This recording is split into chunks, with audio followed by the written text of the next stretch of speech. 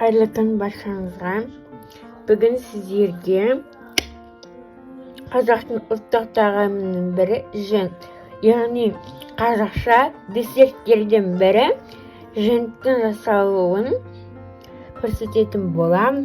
Рецепті толық әрі нақты білу үшін видеоны толық мұқият қарауды ұмытпаңыздар. Ол үшін бізде 3 қана өнім қажет. Ең бірінші бізге талқан керек. Мен яғни тарының талқанын қолданамын, яғни тарының сақталған түрі. Яғни қант немесе қант ұнтағы, сары май, жақсы сары май қолданыңыздар. Менде қолдың сары майы, және де қалауынша мес қолдануға болады. Ең алдымен осыдан мен қанша граммын қолданғанымды видеоның астына жазып қалдырамын. Ең алдымен тарымызды және қантымызды қосып, жақсылап араластырып алатын боламыз.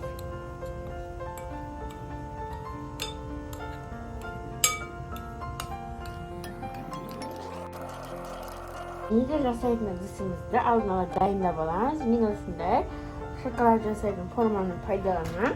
Сіздер кек жасайтын форманы пайдалансаңыздар болады.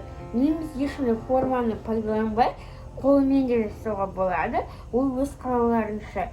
Енді майды қосып, бізде толық біркелкі болғанша жақсылап қолмен араластыратын боламыз.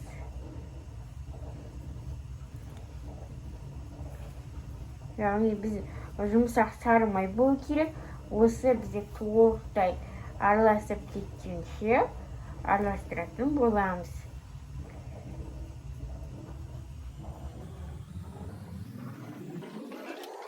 Бізде майымыз осылай толықтай береді, яғни біздің тарларымыз бір-біріне жабысып бірігеді. Осы кезде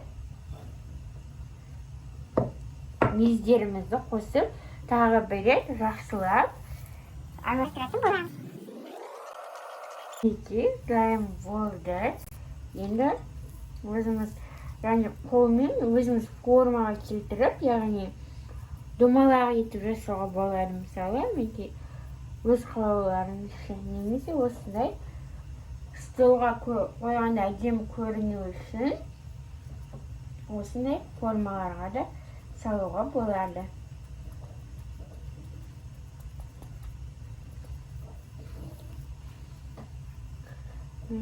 Дәл осылай барлығына салып шығатын боламыз. Енді тура осы рецептпен 9 тал шықты. Енді осыны салқын жерге немесе тоңазытқышқа кемінде 1 сағатқа қойып қоюымыз қажет. Менде тура 1 сағат өтті.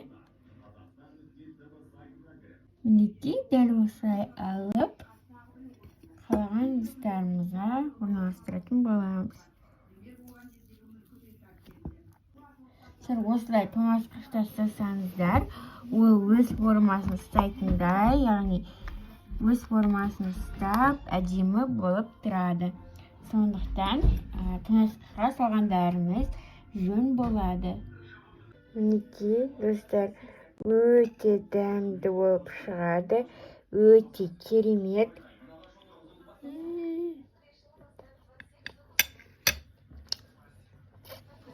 Сіздерге жасап көруде кеңес беремін. Сіздерге ұнайтынына 100% сенімдімін. Рецепт ұнаса,